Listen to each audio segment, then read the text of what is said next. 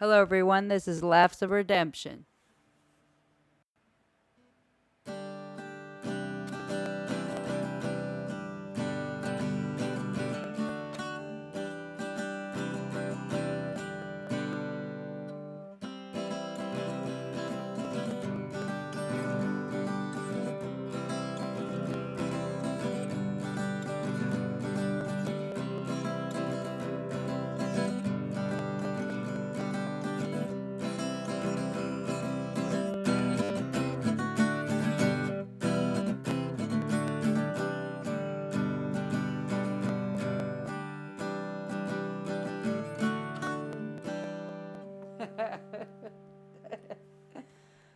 uh, Shit.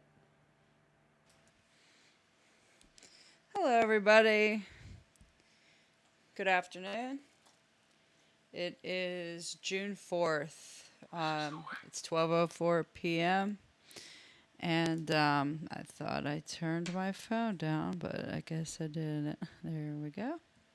All right. I don't know why I have like this delay in my headphones. But if I ever like sound like I'm stretching my words out or talking slower, sometimes it's not just me. So I don't. It's like it's so weird. I don't know. There's like a delay in me hearing myself in my headphones today. I've had this before, but I don't know how to make it stop. It's kind of annoying. Okay. Um. So anyway, you won't be able to hear it, but I can. Let's see. So, I have stories to tell. I will be. Let's see. I'm going to see Des Bishop this Saturday with my friend. So I'm looking forward to that. That's gonna be fun. He's a really funny comedian out of Brooklyn, and he's lived in China and Ireland. He's really awesome. Let's see. Yeah, like my I am so bothered by the way my headphones sound. Like the way I can hear myself on a delay like that. Okay. Um we're going to try to ignore it. Let's see.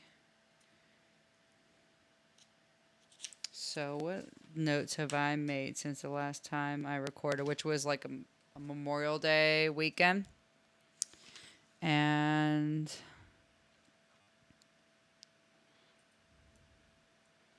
there were some notes that I made. Oh yeah, I was listening to. I'm just gonna kind of randomly go through stuff real quick here. Actually, um, I I do want to touch on.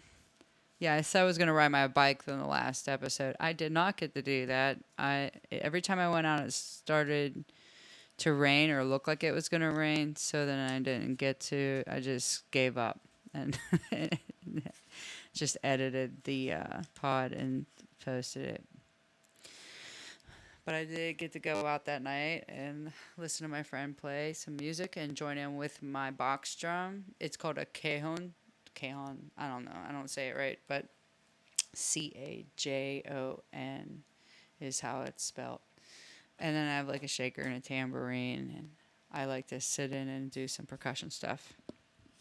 So, um, there's that. And let's see. I went to see the Andrew Bicsey band on Wednesday night, and it was really good. It was really good. Everybody, not just me, like the entire crowd enjoyed it. They did like all originals and a couple covers, and the covers were great. The music was great. It was Andrew has a great voice and very talented musician, and I'm very happy for him and the band. Um, So that was a success. And so, yeah, if you're ever looking for some new music to check out, he's on Spotify. I imagine he's on other platforms. I don't know for sure yet, but I know he's on Spotify, and he has a album called Spilled Some Sounds. It's got a really cool album cover artwork too that was drawn by someone he knows. So it's a really cool album cover. He does have like CDs and stickers, and yeah, check him out. Um, I kind of describe this style as if like Billy Strings and Pink Floyd had a baby. I think you'd get a little Andrew. I think that's what pops in my head. I don't know, but anyway, um, okay. So check that out. And moving on, let's see.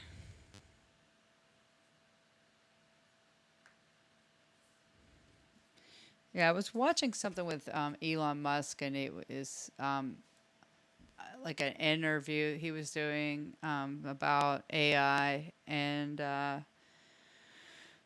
they talked about AI safety, and he said that one of the most important things that he can't stress enough is to make AI honest and truthful. And isn't that how everything should be? And if we were a little more honest and a little more truthful, then we would be in a better place, and we'd have better leaders. So yeah, I can't even like I can't listen to myself in these headphones. It's so distracting. Okay, I might try to do this without having my headphones on. Um, so let's see what else.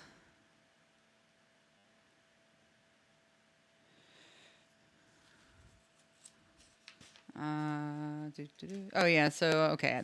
So there was this hellish experience, this traumatic experience that had also Wednesday night. Um, public service announcement: do not go to the south side or probably just about any city by yourself at night. Um, things are so different now than they were when I was in my 20s and 30s, and it's a real shame because I used to be able to go out and I could park my car in a parking lot on a side street, walk to wherever club or wherever I was going, and and not feel fear.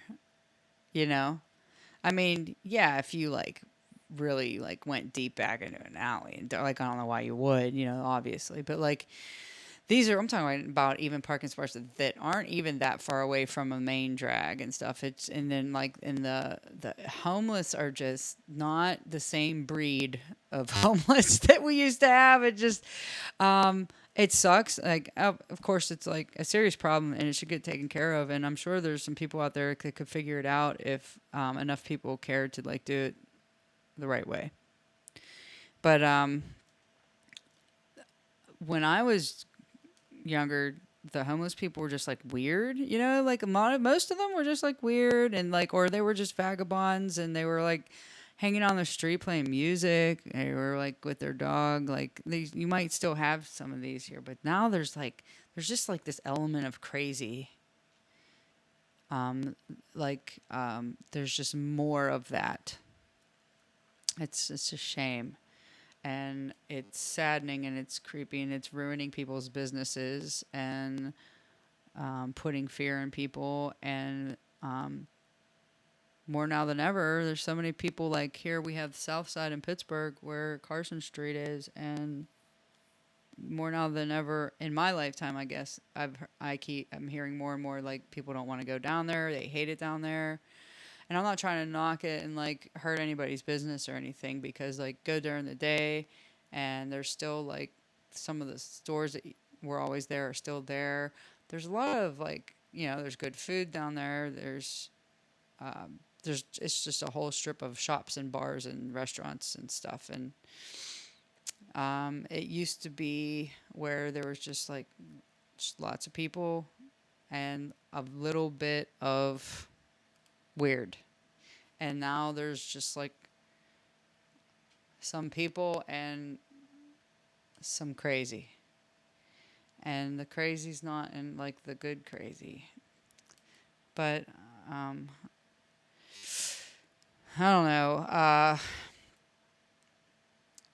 My experience on Wednesday night was after this very successful show.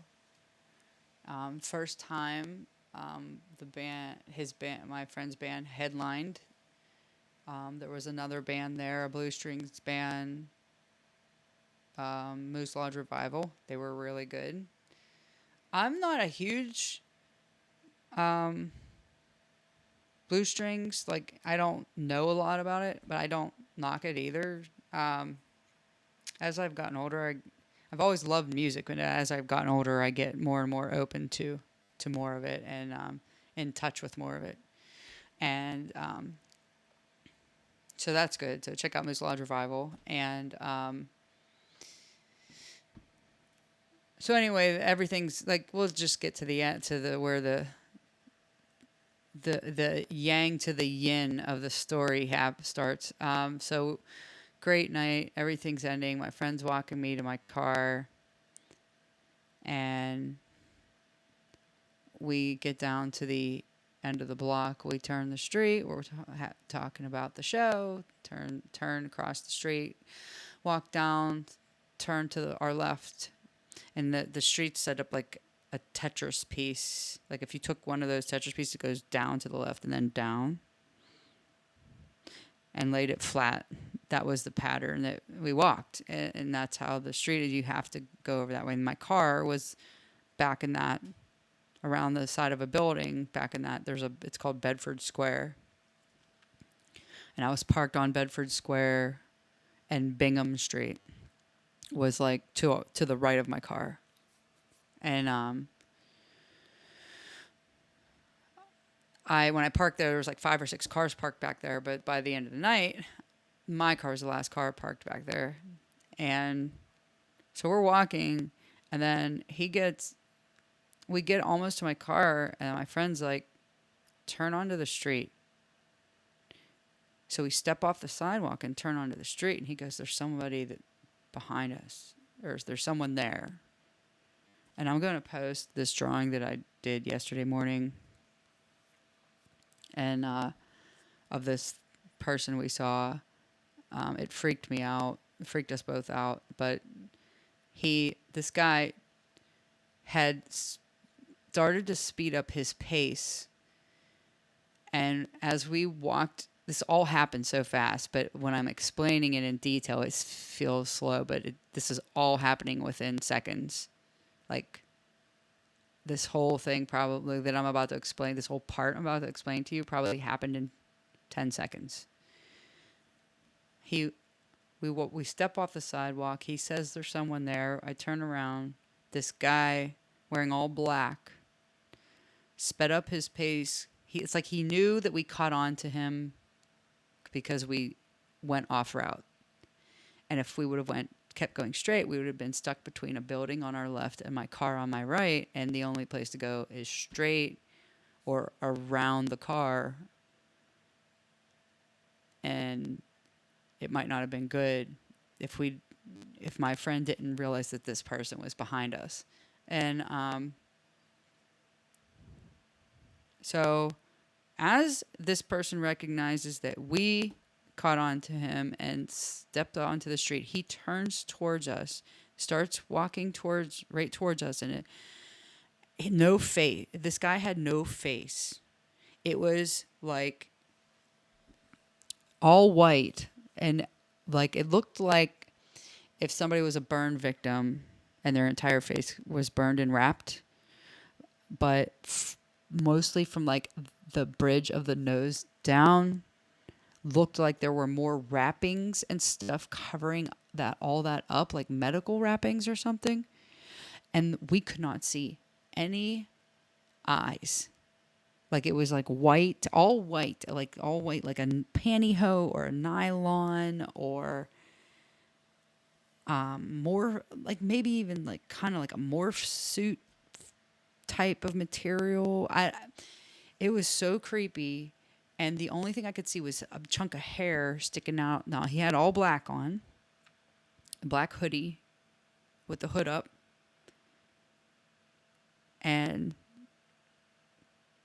no face, and a chunk of hair that looked like a braid or like a dreadlock or something like that, sticking out one part of the hood, and then and the rest, everything else that I noticed, it was just like wearing all black and just all dark clothes. And then when he turned toward us and he's walking toward us, and I look down, anytime you're suspicious of somebody, look at their hands.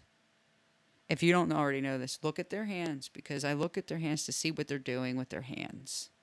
Like you want to see their face, you want to try to remember to get a description if it's possible in the moment, but see what they're doing with their hands for your safety. And I looked down at the hands, and I couldn't see the one that was on the like far from me, but it seemed like they were down at his side. And then the one that was close to me, I didn't see a hand. There was a end of a crowbar sticking out of the sleeve of the hoodie. In this moment, this guy is walking towards us. I see the crowbar. We're now out onto the street. He's turning off the side. He wants to now turn off the sidewalk. He's coming towards us onto the street, and my friend yells, "Run!" And I listened. I ran as all I could think of is be loud and be fast. Scream. I screamed for help. And I ran as fast as I could and screamed every time I could take a breath to scream for help. Straight, and we weren't that far away from where we were when we were like where the show was. So it didn't take, thank God, it didn't take too long to run back. Ran back in the door. There was a band member like outside, and he opened the door. We go inside. The bartender, I'm yelling what happened. The bartender's calming me down. I hear my friend come into the bar behind me. I hear them go, lock the door. And they lock the door. And I filled out like after I calmed down a little bit, and we were like, I can't believe that just happened. It feels like we were just in a movie, like in a scene from a scary movie. And we're in shock, of course, and we can't believe what just happened. I fill out an incident report with the bartender, but they didn't call the cops because I was like, well, aren't we going to call? Shouldn't we call? And then she said that the week prior that the cops put out on the news that they weren't going to show up unless it was like a murder or like I guess certain types of crimes. Later, I explained this to my neighbor I was speaking with and telling her about it was happening when I was on my way home, and she said she looked it up and it was between 3 a.m. and 7 a.m. This happened between about 11 p.m., sometime between 11 and 11:15, I think, is when this occurred, because I was filling the report out by 11:25. So I want to say, I mean, I'm maybe a few minutes off, but I want to say that it was in that time frame that this happened. And so, but I filled out the incident report, put the times that I arrived there, and so that they were supposed to take this report, because I fill it out, they give it to the police, and the police are supposed to check all the outside cameras. Well, later, I'm talking to my friend that was with me, and he says that when we were running, this person was just doing like a same pace as like a Michael Myers towards us the whole time. And he walked back towards us, towards the club, but stayed on the other side of the street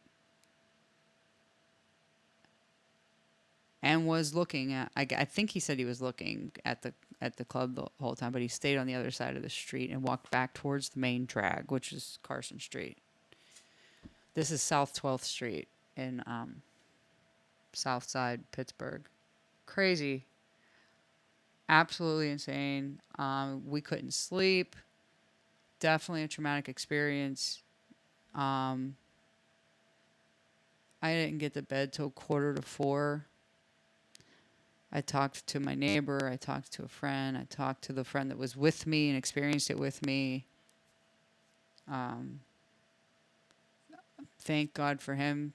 Because if I almost went by myself to my car, but I didn't want to. I had already planned on not being by, asked prior to the show starting, like, will you walk me to my car at the end of the night? And he said, of course.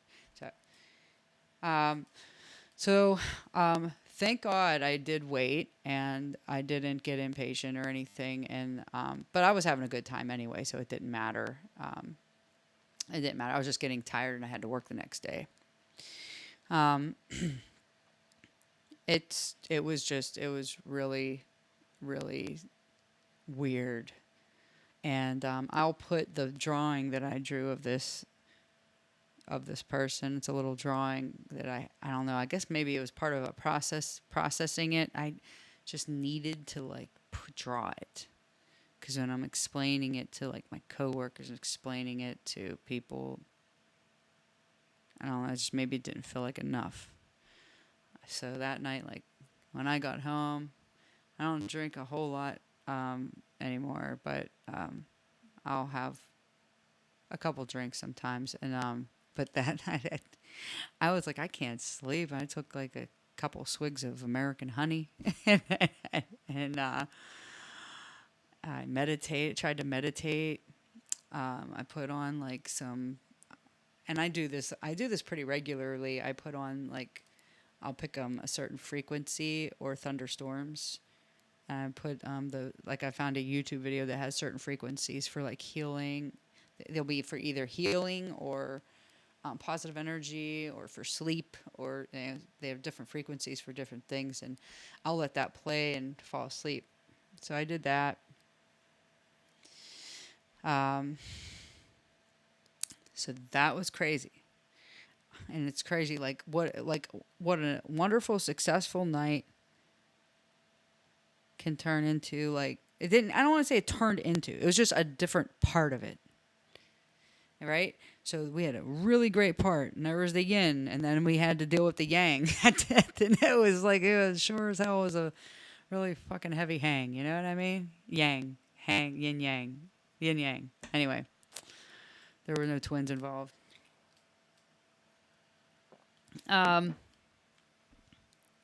Okay. So that's the story that happened. I worked all weekend. Some little updates and stuff. I'm going to have Andrew Bicsey on at some point when he finds time. And he wants to do some music for us, which would be really, really, really, really awesome. So hopefully we can make that happen. My friend reached out to me that I do scare acting with. He would like to come on and do a top 10 movie list. I guess we can call it a segment. But he wants to come on and we'll record just personal favorite top 10s of different genres of movies So he wanted to do that. So I'm like, sure, we could do that. Why not? I'm like down for anything. You can make a joke out of anything. You can laugh at anything. Laughs of Redemption is. I like the name. I don't know if you like the name. Let me know. If you don't like the name, let me know.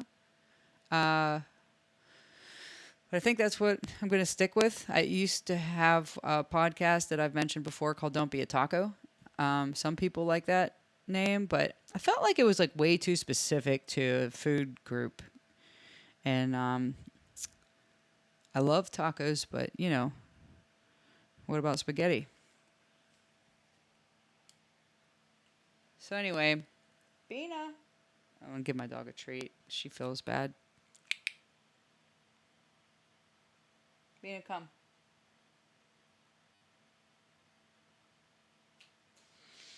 So anyway, yeah, um, here she comes. Yeah, she doesn't like when I talk, and I do a lot of talking. Huh? Yeah, she's a good girl. So I'm trying to work on this top 10 list of he wants to start with scary movies, and I like scary movies, but it's not my I wouldn't say it's not my number one genre of movies, but I do like them. Um, it's really hard to narrow it down to your personal favorites, like not what's popular. It's just like what you experience, what you've watched in your lifetime that you appreciate for whatever your reasons are. So I started writing some of those down and trying to number them and pick 10 out. And it's hard for me to narrow anything down to 10 of anything because I like so much shit. and I, yeah. So anyway, hopefully that'll happen soon too. And then hopefully I can get some other guests on and not just do solo episodes. I really like having conversations. What else did I want to talk about? There were some things that I wrote down, but it's been so much time, and then when I work, like time goes by, and then I work, and then there's just other things fill up my headspace. I think I'd also like to do like a things that like we have this one documentary in Pittsburgh. Like it was made in Pittsburgh by a man named Rick Seaback, called "Things That Aren't There Anymore," and it was on like they would like sell them on PBS for donations and different things, and you could buy them in the store. And it was a very popular local series of things that aren't there anymore. And I tend to be nostalgic, and a lot of things that aren't there anymore in around me that I wish that were. So I was thinking of doing a bring it back or keep it in the past type of like bring it. Well, we can call it bring it back or keep it in the past. Like you pick which one, and it's like what's not here anymore that we think should be here. What's not here anymore that we think should stay where it was. And I I don't, yeah, to be honest, now that I think about it, I have to be more clear on what I mean by this. Like, 'cause it's more of a fun thing because I am not down with cancel culture. Like, when I say keep it in the past, I mean acknowledge that it's still there and exists, or it has existed. Okay, I want to clarify this because I just had this thought just now about this, that people might think that I'm borderlining like supporting cancel culture. I don't. I think that even if it's bad or horrific or you don't agree with it, if you just simply don't agree with it, there's still things out there that happened or existed and they led to wherever you are right now. So, tearing down historic monuments and all. I'm not down with any of that. Like I don't think you should be covering up the facts and what really things that really happened just because we've grown as a society and gotten past that thing. We shouldn't forget that it happened and then replace it with a lie or with some made up story or tell everyone to gaslight themselves and pretend it didn't exist. And or whatever. Yeah, it's just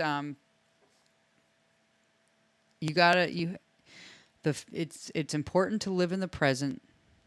It's important to think about the future, but it's also important to remember how we got to where we are, what mistakes were made, what we did that was good, what we did that was like even the good things. There might be things in the past that we can learn from or that worked, you know. It's like the other thing I don't like is like when people are like they want to move forward and change things before you even fix the broken stuff first. Like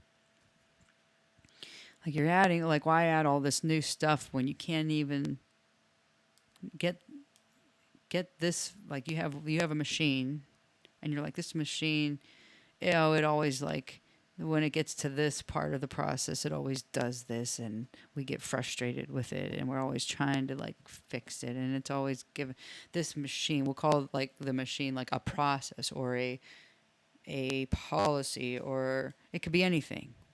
We're calling that the machine, um, or an actual machine. And then like AI, oh, let's just keep using AI, go full speed ahead. Well, let's just make new ones. And well, how about making AI work intelligently and truthfully and honestly? Like, um,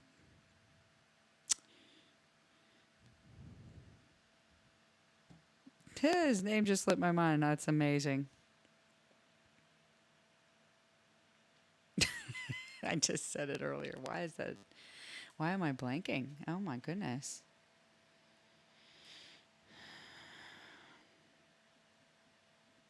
Um,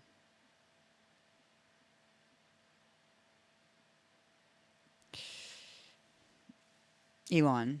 Yeah. Whew. Good grief. So why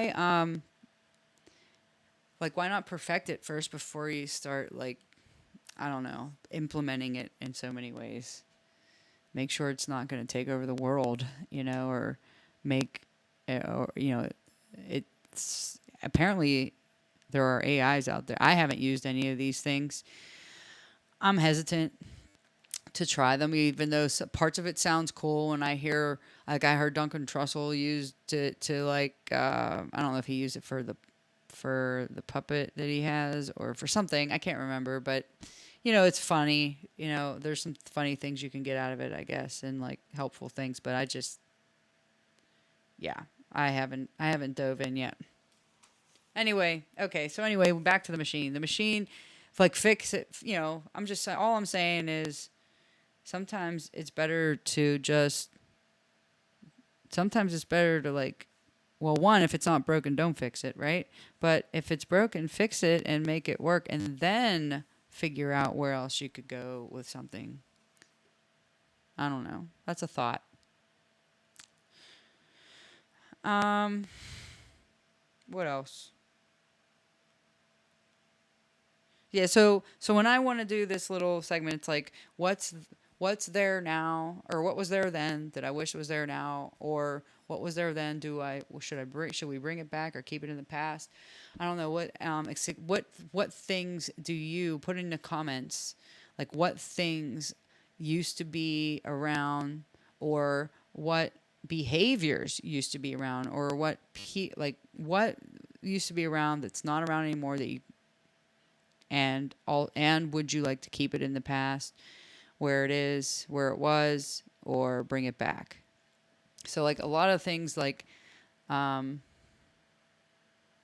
for me, like work ethic. That's one. Some people, I guess, obviously there's some people out there that still have good work ethic, but like it just seems that that changes each generation, and it doesn't seem to be getting better.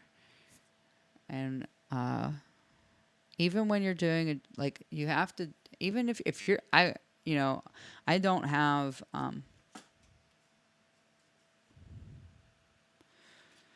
some like wild, crazy career like job or whatever. At the moment I just have I work at a pizza shop.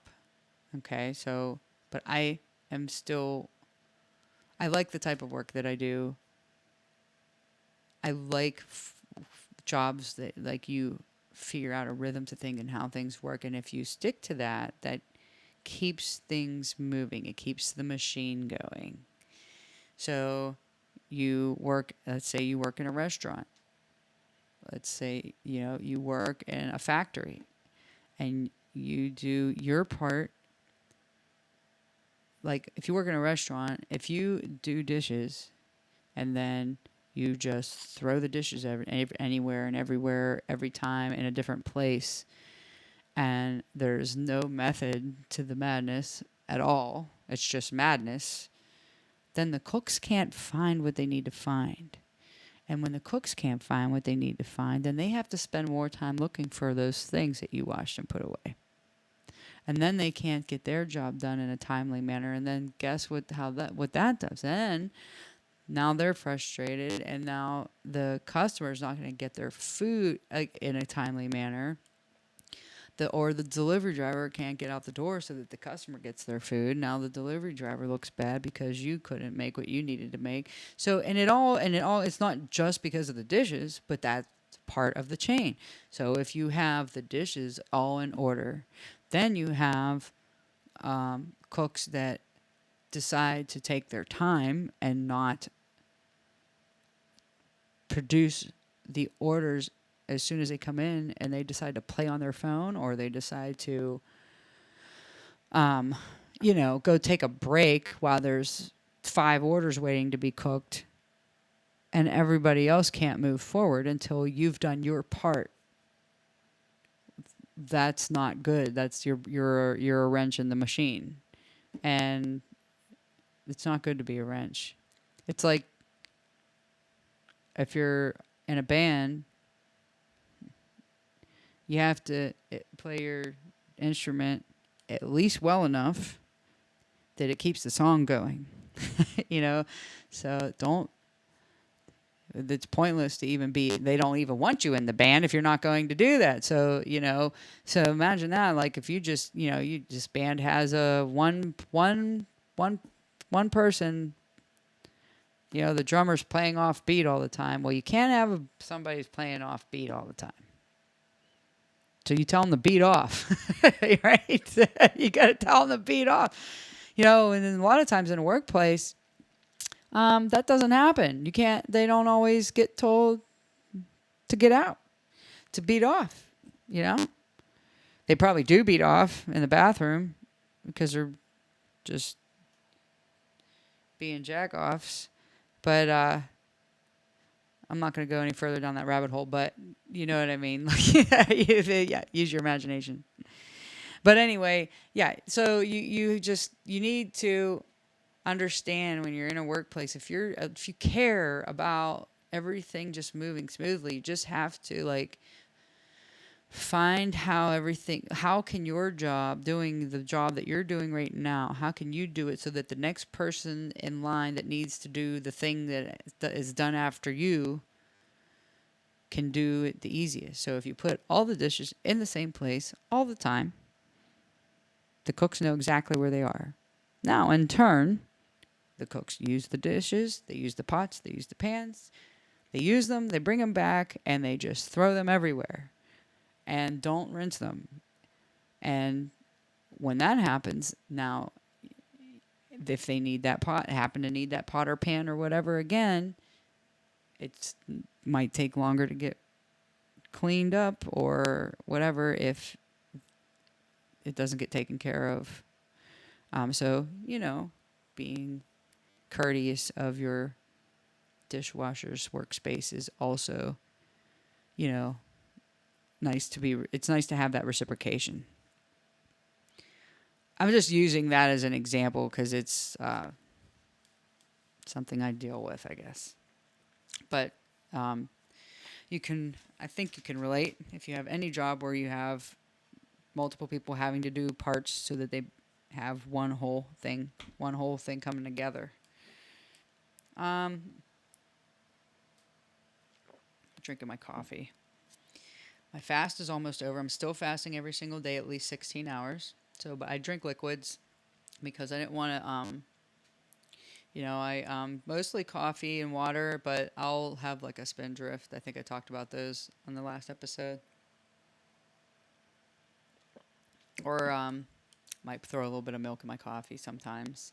But I'm still sticking to the no eating, minimum 16 hours. I didn't want to be like too strict and then overwhelm myself and scrap it. So I've been doing pretty good with that. Uh, let's see. We usually go over the 1440 news. Let's see what we have with the 1440. Today's 1440 news. Let's see. Is this today's date? I received the email. Oh, yeah. Go out and subscribe to the 1440 because you get an email every day and of updates. I looked and they're an unbiased. They describe themselves as an unbiased source, news source. There's other people that are like I looked it up on like YouTube, and other people were like, analyzing like, where the placement of the different articles are, and yeah, that they're, and it's just like I listened to it for a little bit, and I was like, whatever, like, and they were talking about the sponsors, like, well, yeah, how else are you gonna make money or a living if they don't have sponsors? So, but the placement of the story, who cares? It's just the fact that they're not giving their opinion and trying to sway you one way or another necessarily. But there might be a story that's like in the front, like at the top of the article that might not, you'd have to click on something else that you're more interested in or you think is more important further down in the article. So, whatever. Let me see.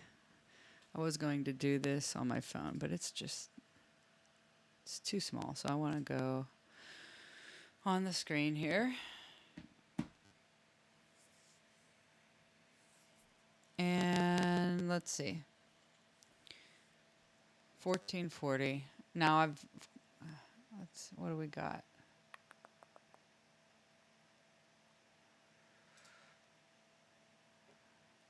I forgot to put my glasses on. Let's see. Western heat wave. More than 25 million people across the western U.S. are under heat alerts, as a heat wave is expected to bring dangerously high temperatures from Arizona to the Pacific Northwest this week. Temperatures are expected to reach triple digits in several areas as the intense heat moves northward from drought-stricken Mexico. The extreme heat is being driven by a heat dome, a high-pressure system trapping hot air in place while preventing precipitation. Temperatures in California could reach up to 20 degrees above normal in many areas, with Death Valley predicting temperatures near 120 degrees. Elsewhere, Phoenix and Las Vegas could both hit 110 degrees for the first time this year by Thursday. That's a lot of heat. Temperatures will cool only slightly at night, elevating the risk for heat-related illness. Excessive heat causes hundreds of deaths annually in the U.S., with over 2,300 deaths last summer, the highest number in 45 years of records. We have all the seasons here in Pittsburgh, and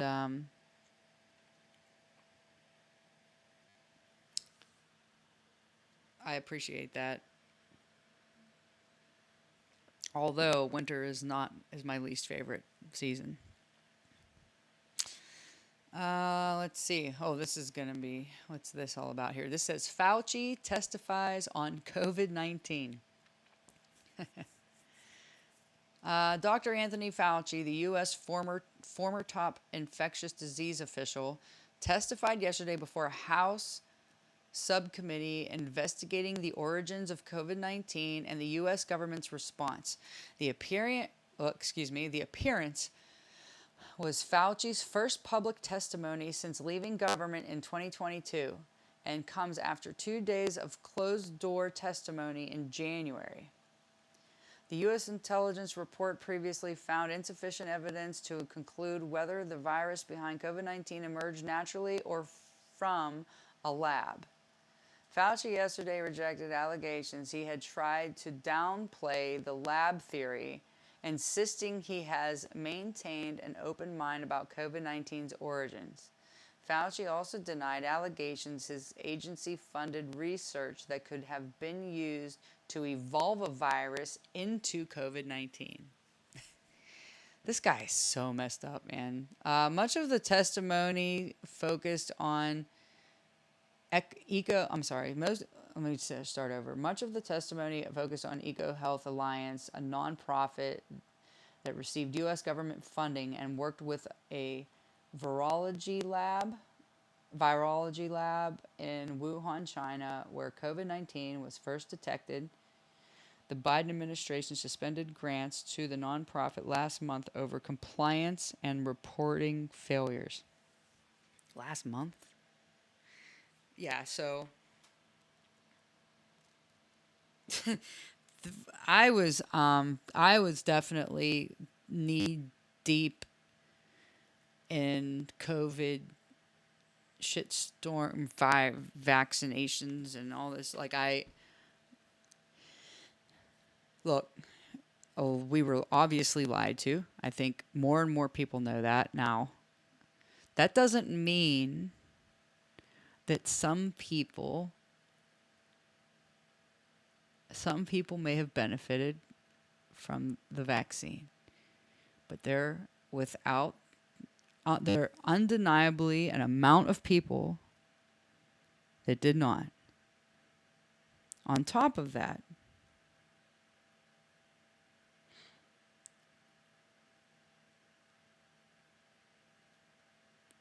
I had a real problem with the mandate. That there was something else. I lost my train of thought, but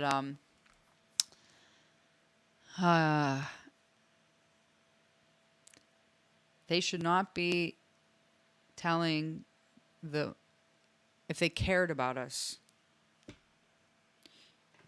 If you cared about someone and there's a vaccine option, that's what it should be, an option. All of the information that they had should have been presented. We have the internet. All you have to do is create the website, put it on there, and I'm sure it exists now. Well, I mean, obviously you can Google and go and look up and research and everything, but everybody that was doing research on their own and listening to other people who were being shunned, who were being deplatformed, had to find other ways to get their experiences and their knowledge and their educated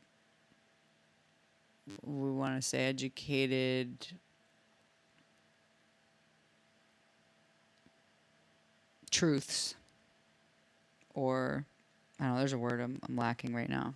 But anyway, out there's the people that needed to find other ways to do that. And they were doctors, and they were scientists, and they were people who had articles published, and it's just absolutely terrible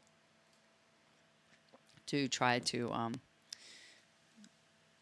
do what they did, and to turn people against each other in turn, especially when most of the beliefs that were implemented into people's minds, those were the things that were used that did tear families apart, and I got uninvited to Christmas dinner, and so did half of the family because of our different decision that was made, and based on the fact that because if one person was unvaccinated, they were going to make somebody else sick. Meanwhile, that particular, you can still pass it. It didn't matter if you were vaccinated or not. You could still catch it and give it to someone. So, that was. I know it could go really deep into opinions and various facts, but I do know that there were healthy people that got sick. There were and there were a lot of people that were injured by the vaccine. However, then there's another thing. So whatever information you decided to believe or whatever you closed your mind off to at that time when everything was happening, a lot of people were scared, a lot of people didn't know, and a lot of people went with whatever they felt they were being told the truth by whoever it was they chose to listen to. That being said, if you did, you did. If you didn't, you didn't. If you're still on board with it, that's great. If you did the research and you weighed out your options and you considered your current health situation and made a choice, you made that choice. And it's like a lot of people struggle with admitting, like, because then there'll be healthy people that made that choice and then they regretted it and they can't admit it because that's something you can't reverse. You can't reverse that. And that's the sad part to me is like the fact that they try to force this onto people through manipulation and all this stuff instead of just saying, hey, you're our people, we care about you, there's this vaccine we're working on, and these are the side effects, and this is the science behind it, because science is not just only the things that they wanted you to know. There was more science to consider. So it's okay. Everything is what it is. You didn't do it, you did do it, and it just is what it is. And I guess at this point you can still do it, but it's so commercialized. It's disgusting. It's disgusting how commercialized it is and how corporately funded it is and everything. And I don't know. I'm trying to dance around it only because I know I'll dive too deep, and it's been. I was really deep into it for a while, but yeah. So anyway, I'm just gonna move on because I just don't want people to. I just don't want people to be so stuck into the brainwashing of what people were trying to get at all of you to all of us to do, and but also acknowledge, the other side of it. I don't know. Okay. Yeah, my brain's kind of tapping out on that one. I wanted to do this podcast yesterday, and then life was happening, and it didn't happen. And last night, I watched Kill Tony. Of course, I watch it almost every Monday night since I've discovered it. And if I don't, I just throw an episode on when I can. RFK Jr. It was the Forum episode 666. Post Malone was on it. Tim Dillon was on it. Dr. Phil. Dr. Phil is Adam Ray's like an alter ego Doctor. So he does a really good Doctor Phil, and um, he's been on the show for a while doing Doctor Phil, and off and on like as a guest, and I think he was the guest of the year in 2023. So anyway, he's really funny. So yeah, so they aired the four. I think they were at the Forum, is what it's called in L.A. And it was just an entire arena. And congrats to Tony Hinchcliffe. I got to see him in February, and he's a guy. He's about 40 years old now, I believe. He's from Ohio. He grew up in a bad area in Ohio. I think it's outside of Columbus, somewhere around there. And then he's been doing comedy for. I was just watching his interview on Two Bears, One Cave. So he's been doing comedy for like 17, 18 years. He wrote for a lot of roasts. He's like him and Jeff Ross are like the kings of roasting. And he did the Tom Brady roast, and he's been really working hard, and he's been doing this podcast for I think 11 years now, and he's done one every single Kill Tony every single week. They've aired an episode, so every week they record an episode for the last 11 years. Very dedicated man to his craft, and he's very passionate about comedy. And they give people an opportunity. This is so as funny and as dark and as grimy and beautifully sinister comedy that Tony Hinchcliffe does, that you may think like, oh my God, but he's really digs deep, and it's great, and it's yeah, good job, Tony. I'm proud of you. You don't know me, but I'm the flower girl from Pittsburgh. But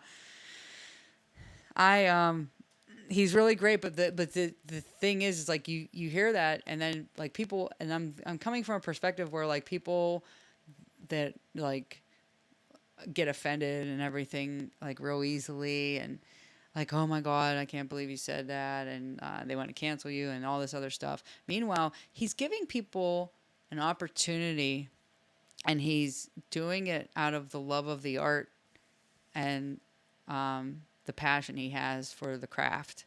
And he just like, it's almost like an American Idol for comedians.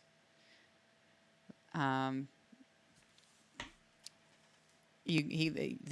sign up. I put all the names in a bucket. They pull a name. You get 60 seconds, and it's always like either somebody who's done it for the first time or somebody who's done it for years or months. It's all different. Always, it's like it can be anything. And then sometimes people get pulled from the bucket, and they go up and do the 60 seconds, and they might not do that well in the 60 seconds, but they kill it in the interview portion that they do after, because they'll roast you a little bit, give you some shit, but they'll also like, interview you and see like if you have an interesting story to tell, or maybe kind of like sometimes comedians go on there and they're nervous and they bomb, but then when they get them to just talk normally about themselves, it's funny. So that's one takeaway I have from listening to a lot of comedians and their podcasts and their interviews with each other, and when they talk about the art of comedy, is like best. It's like one of the best practices in comedy is like just practicing being yourself, just being yourself, and being comfortable with just your flaws and your defects and everything, and being if you're honest about it, usually that's what ends up being funny. The truth is very funny a lot of the time. Okay, so I feel like I need to touch that vaccine thing one more time. I don't care. I really don't care if you're vaccinated or not. Just don't judge others. How about that? Just let them live with whatever they're doing, and Yeah. Anyway, okay. So what else do we have? But yeah, Kill Tony was great last night, and RFK Jr. showed up. Yeah, RFK Jr. is such an such a light when it. I mean, if you're going to line up every politician, every living politician today, if you're going to line them up, I don't know all of them, but I could probably say the same thing that a lot of other people can say, but I've known enough, and they're all the same. He's not exactly the same. If if anybody cares and is running for good reason for president, RFK Jr. is your man. I'm telling you. And if you're tired of the BS and tired of the war, the red and blue war and all that, look him up. Listen to what he has to say.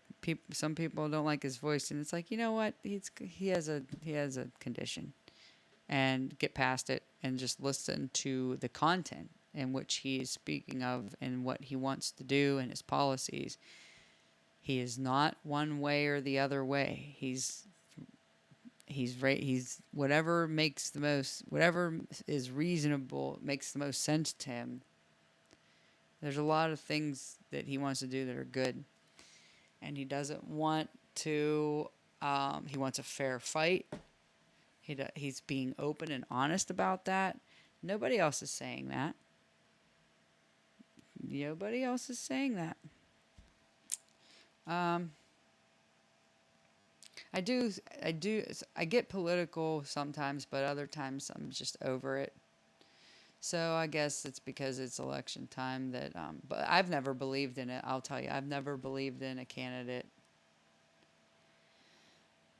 for an office as much as this person, if that means anything. And it's okay if it doesn't. Let's see. Oh, okay. So how about some lighter news? Lighter news. Let's see. In the know, sports, entertainment, and culture. The Minnesota Vikings signed wide receiver Justin Jefferson to a 4-year, $140 million extension, the most lucrative non-quarterback deal in NFL history. Larry Allen, Pro Football Hall of Fame offensive lineman, dies at 52 while vacationing in Mexico. Oh, there's a turn. Okay, so some guy got 140 million, another guy passed away in Mexico. Um, 52 is not old. 52 is young. So that happened. I'm just reading like the little bursts of headlines. We don't have time for like every single little detail. So, but if you want to know more about anything that I am pulling from these topics, and you want to read it for yourself, think for yourself, make decisions for yourself, do a push-up for yourself, drink some water for yourself. While you're drinking water and doing push-ups, you can read the 1440 news. Let's see. American YouTuber Mr. Beast passes Indian music label T-Series to become the platform's most subscribed channel with 260 million subscribers. Wow. Yeah, Mr. Beast was on Kill Tony a couple times. Pop music legend Cyndi Lauper, she's age 70, announces her Girls Just Want to Have Fun farewell tour with 23 stops across North America. Ooh, let's see where she's going. Oh, look at her and her purple hair. Boy, I don't know if it's Botox or not. I would assume. She's 70 years old, and this picture, she looks like she's 30. I hope it's because she just took good care of herself. But let me see. I was seeing if I could find. It's loading. Of course, there's a bunch. See, that's the other thing. Like, the internet is filled with ads. You remember what the internet was like back in like the early 2000s? I miss those days. Let's see. We could just look up information and read information and not have a million. Look, there are literally 3 State Farm advertisements on one screenshot. One screenshot. It's like, okay, yeah, like I don't need 3 in one screenshot, you know?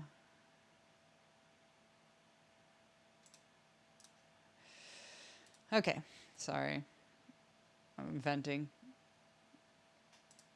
I'm reporting them because I don't want them. Okay, let's see. So November 8th, Hollywood, Florida. Let's see, is she coming to Pennsylvania?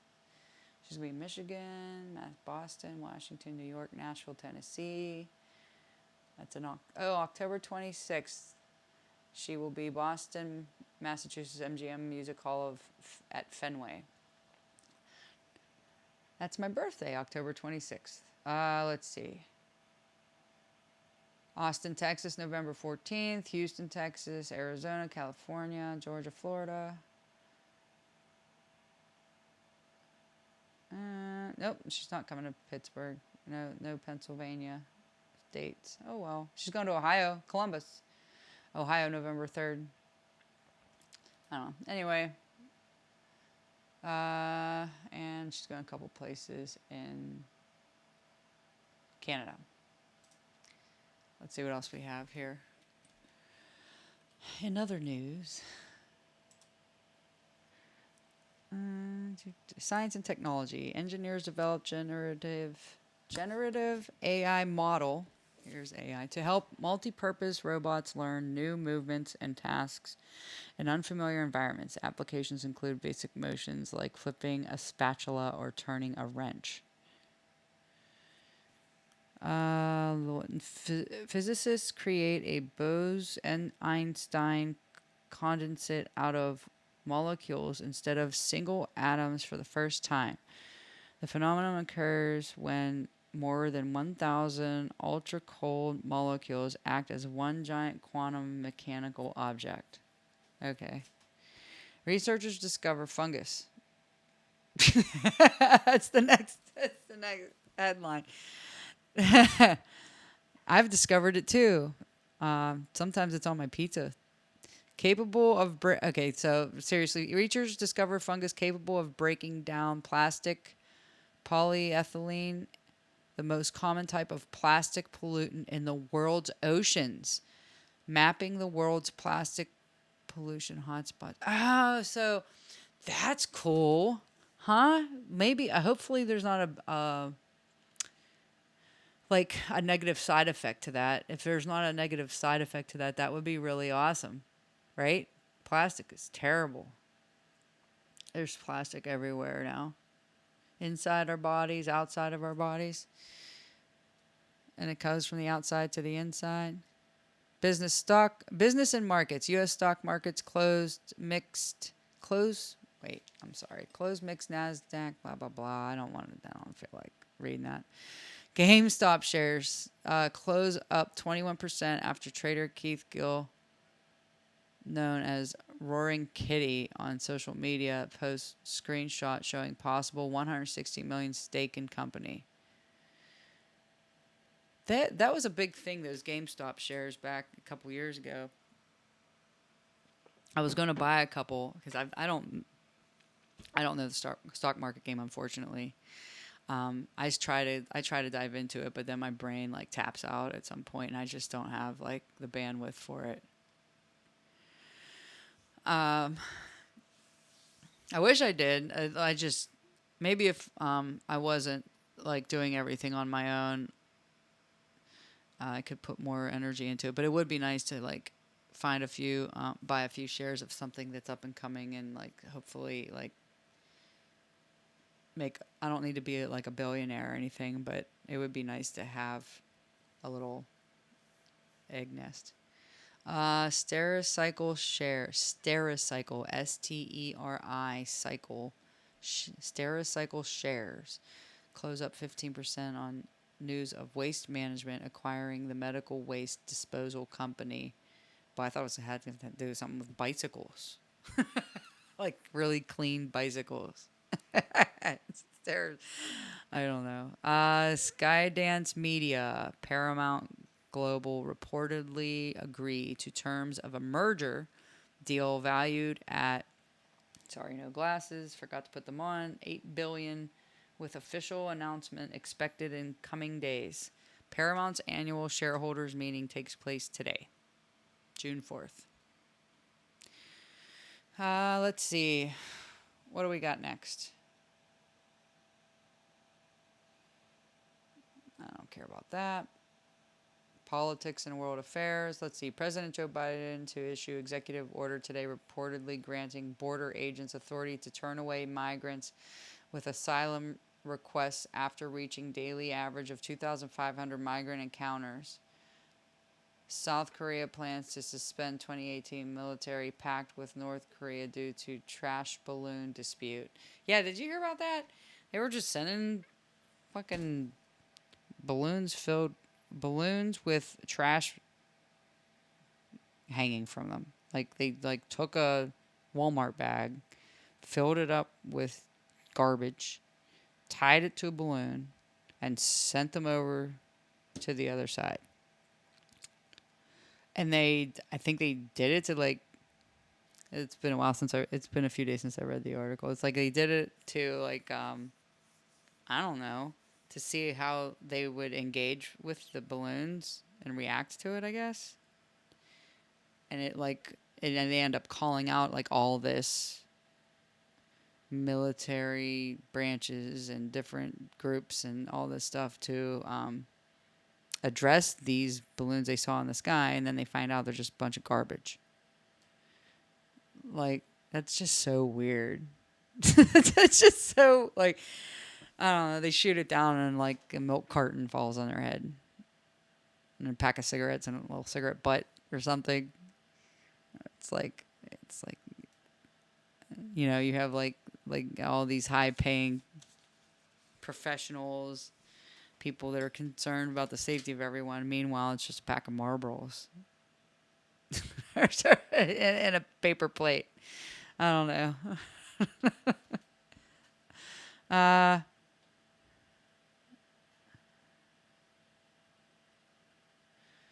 They should have put it. They should have put this, like something nice in it. If they what were they doing? Why garbage? They should put like little prizes. They should do that. Like make little balloons and then just put like little elephants and candy and like a yo-yo or something. That would be funny. Oh, haha, like you thought we were trying to attack you. Really, we just want to give you fun, stupid toys that were built in China, made in China. Let's see. Senator Bob Menendez files for re-election as an independent. Menendez is currently on trial for federal bribery charges. That's great. Why do we have official people in high ranked political positions and they're in court for things like this? I don't have a strong opinion one way or the other on what's going on with Trump, and I don't know everything. I just know that he ain't innocent of everything. You know what I mean? There's no way that he's innocent of all of it. And on the other end of it, it does seem like all the indictments and stuff and all the shit they keep throwing at him is just because they can't win on their own.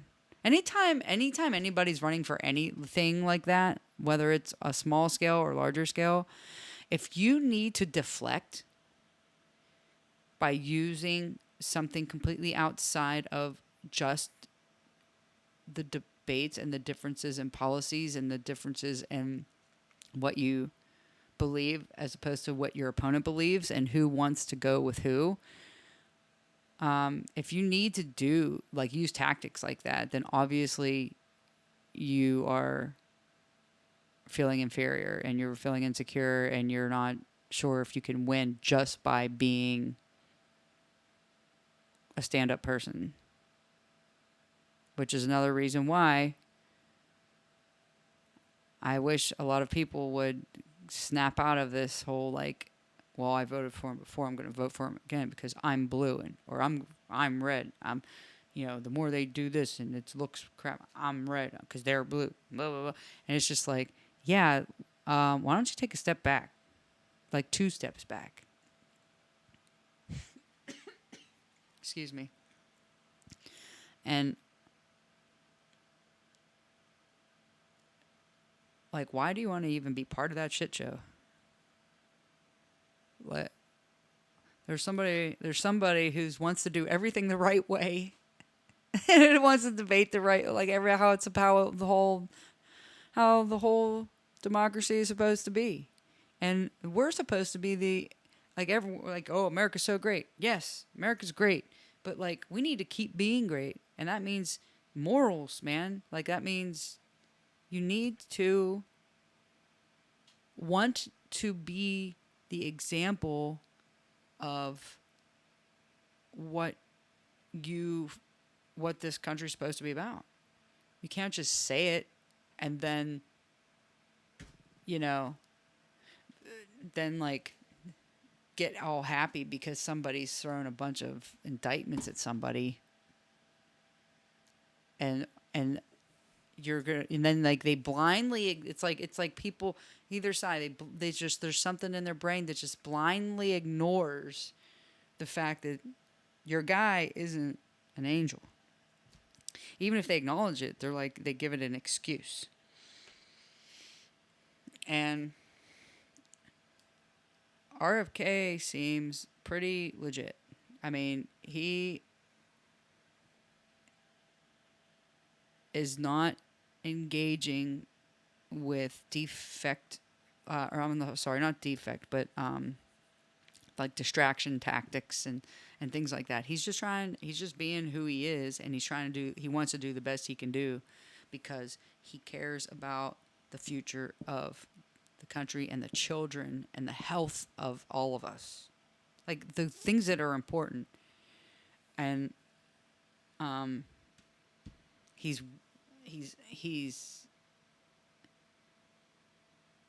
a stand-up guy as far as I know.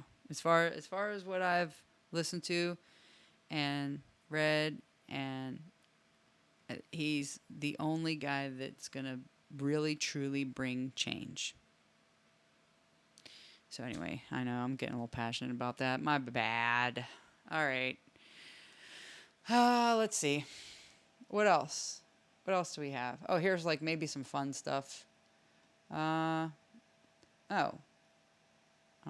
First intact skull found of ancient Australian Gigagoose. What is a Gigagoose? Holy dinosaur, Batman. What is that? Oh my God. I hope this loads up so I can see this picture better because this is hilarious. Wow. The newly discovered skull of Ginornis Wait, hold on. Ginornis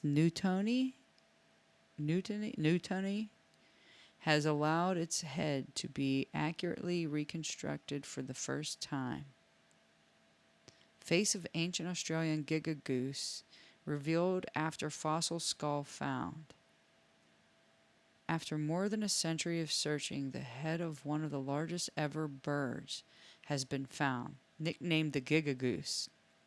The newly uncovered skull provides a detailed insight into how Ginornis newtoni lived. I don't know. Newtoni? I don't know. He's a Newtoni. Well, he's an old Tony, if you ask me. I don't know. The face of a giant flightless bird has been reconstructed tens of thousands of years after it was last seen by humans. Living more than 45,000 years ago, Ginornis newtoni we're just going to call him Gigagoose, would have been one of the many large animals or megafauna living in ancient Australia, standing over 2 meters tall and weighing up to 240 kilograms. I don't know what that is in pounds. We could find out.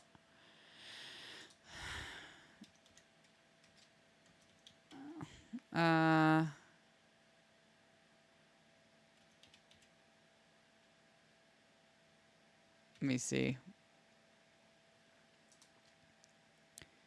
That would be 529 pounds. A 529-pound fowl. 529-pound birdie. That's a big bird. That's a big bird. He's not yellow, though. It's like more gray. It would have been an imposing presence for the first humans to reach the continent. Wait a minute. Hold on. I missed something.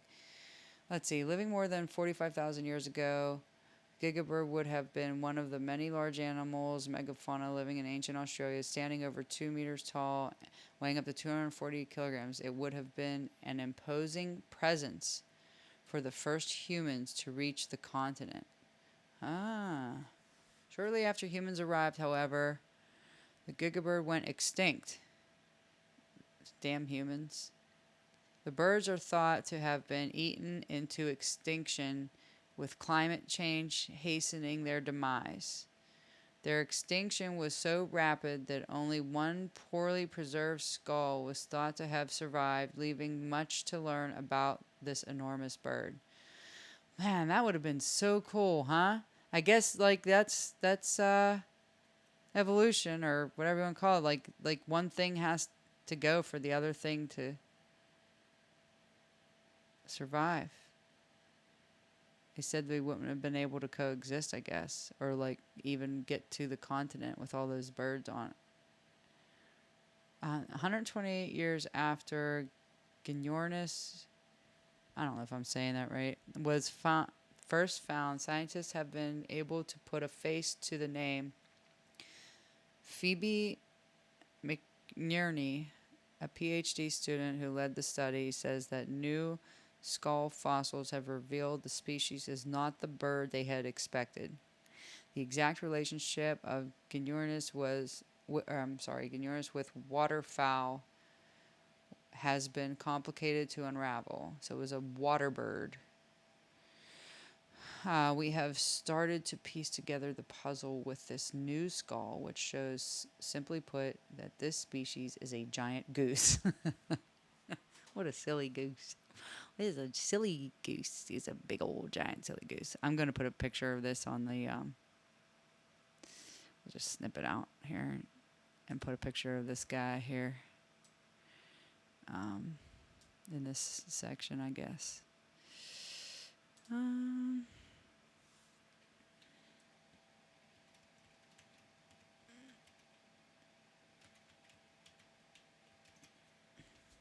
Okay.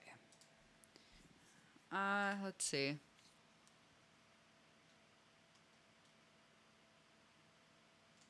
All right, so that's enough of that article. But yeah, man, a 530-pound bird. Imagine that Thanksgiving. You could like feed the whole block. I wonder if it tasted like chicken. I would assume, or more like turkey. Turkey and chicken are similar, but definitely know the difference when you eat it. Huh. A Gigagoose.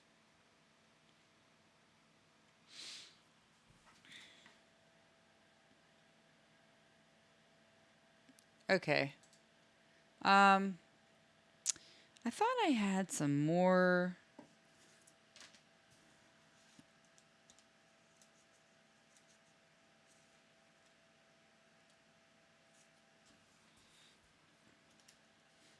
Yeah, so one thing that I learned, well, I've known this, like I've learned it before, I guess you could say.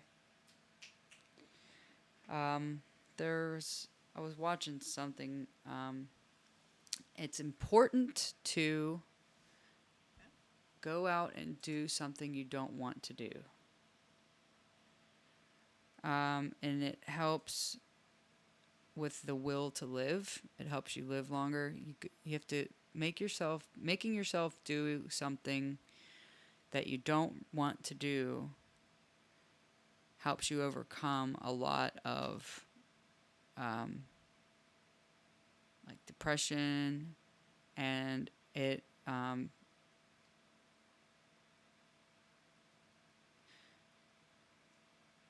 gives you more of a will to live. It I was listening to this. It's I think it was with David Goggins and I forget the guy's name right now.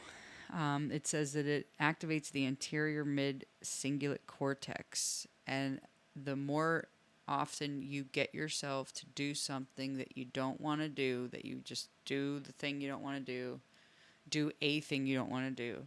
The more often you do that, the bigger this part of your brain gets. And it's supposed to be a good thing. So there's that. I don't know. Tell me what you think about top 10 list of movies. Tell me what you think about doing the bring it like things that aren't there anymore. Should we bring them back or keep them in the past? I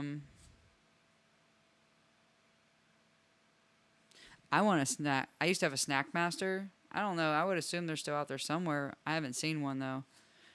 It was before the George Foreman grill, and they used to have infomercials all the time. And then my grandmother had one, and she gave me hers. And I used to make the. It was like you could make eggs in it and stuff, but you could also make different like toasted sandwiches. And it was called a Snack Master. And I know they have like all kinds of appliances for the kitchen nowadays, but I really like that Snack Master. And I made toasted pizza sandwiches all the time in it. I'd like to have one of those again. The Snoopy snow cone maker. Do they still have those? I don't know.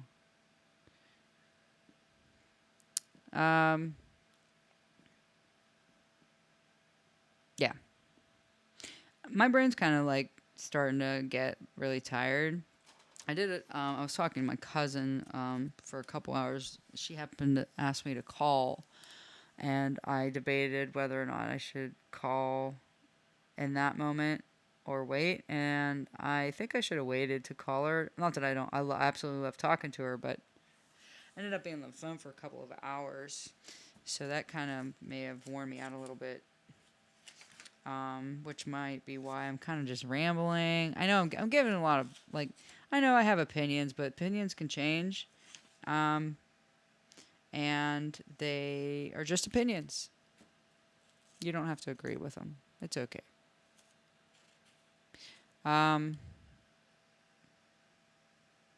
We went over some of the news. I told you about the music I went to see. Andrew Bicsey Band. Check him out. Josh Muenzer. Check him out on Spotify. He has a single on Spotify. It's called, I think it's Bayou. Hold on. I will tell you. Let's go. Let's do that. Let's do some good stuff. Music. I want to focus more on music and comedy and learning about people. I really don't want to always be talking about like politics and vaccines and stuff like that. I'm trying to keep it slightish when I talk about that stuff anyway. Let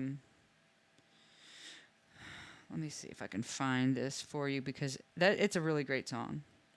And you would be supporting local artists. Let's see.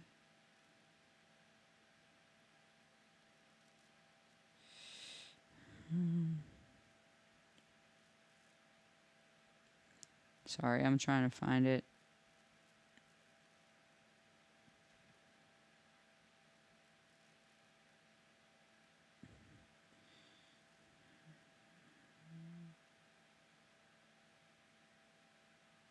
Huh.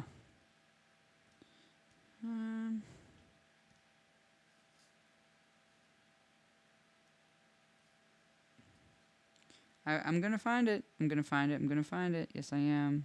I know I have it in my liked list. My liked list on Spotify currently has 4,043 songs.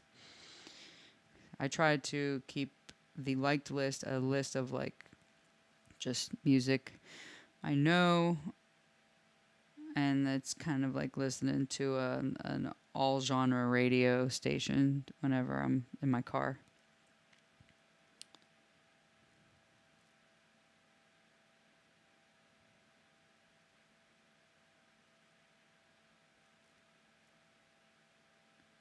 Here we go. It's listed as the Damn Band. Um,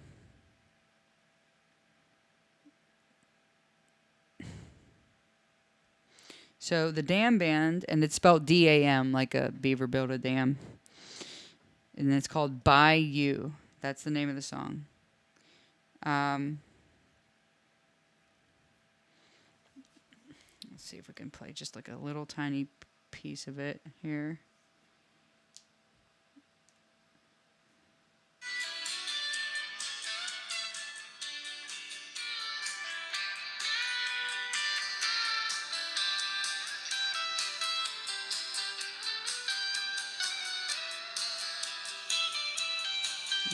That's the beginning.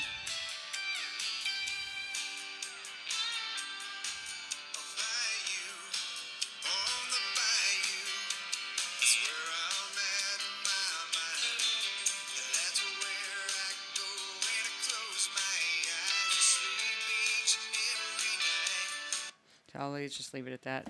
But yeah, check the Damn Band by You. Josh Muenzer is the lead singer, and he wrote that song. And then Andrew Bicsey Band, Spilled Some Sounds. He has some pretty awesome music. Hold on here. I really loved watching it live. Like, for some reason, it just really. He has a song called Tucson, and his first, I guess this is his first single, Love is a Wildflower. There's Tucson. I'll play a little bit of that.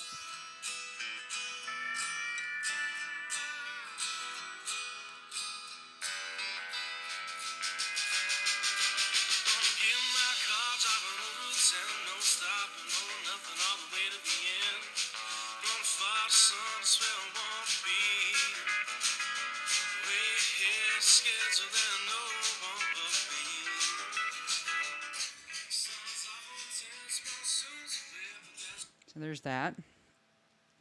And then, well, we'll hold off on playing anymore. We're gonna, we'll put a picture of his thing up, his music up there. Well, when he comes on, I'm sorry, I'm mumbling and rambling. I'm sorry. Let's see. Okay, I guess, maybe, uh, what's going on today? I'm supposed to ride my bike today. I still haven't rode my bike. I was gonna ride it yesterday after I went to my EMDR therapy, but yeah, I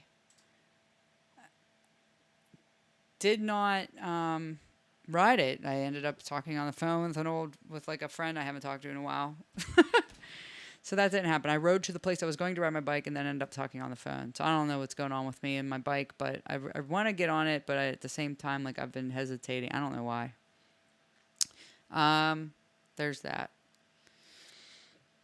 So this is another episode. This one's a little longer. I did some rambling, and I guess the one thing that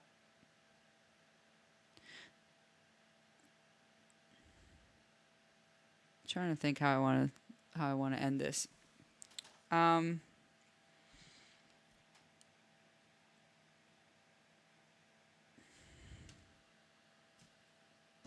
don't know. Maybe just have a great day. Just have a great day. Listen to some good music. and try to enjoy a moment today.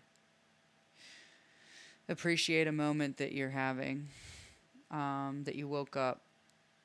I always tell people, like, I woke up on the right side of the dirt. And let's do that. And listen to a happy song, and do a push up and drink some water, I guess. Um, Thank you for listening. Hopefully, we'll get you some guests soon. And we don't just have to listen to me ramble and talk about things. But, eventually this is going to come together. Gifts, be patient with me. I'm trying to be patient with myself. That is something that I talked about in therapy. That's what we came to a conclusion after some processing, that is like I need to be, more patient with how things are going and patient with myself, because sometimes I feel like my enthusiasm gets the best of me, and it can affect like relationships with people, relationships with myself, and like my productivity. And yeah, so yeah, practice patience. Don't practice on patients unless you're a doctor and you're supposed to be, I guess. Okay. Have a good day. Love you. Bye.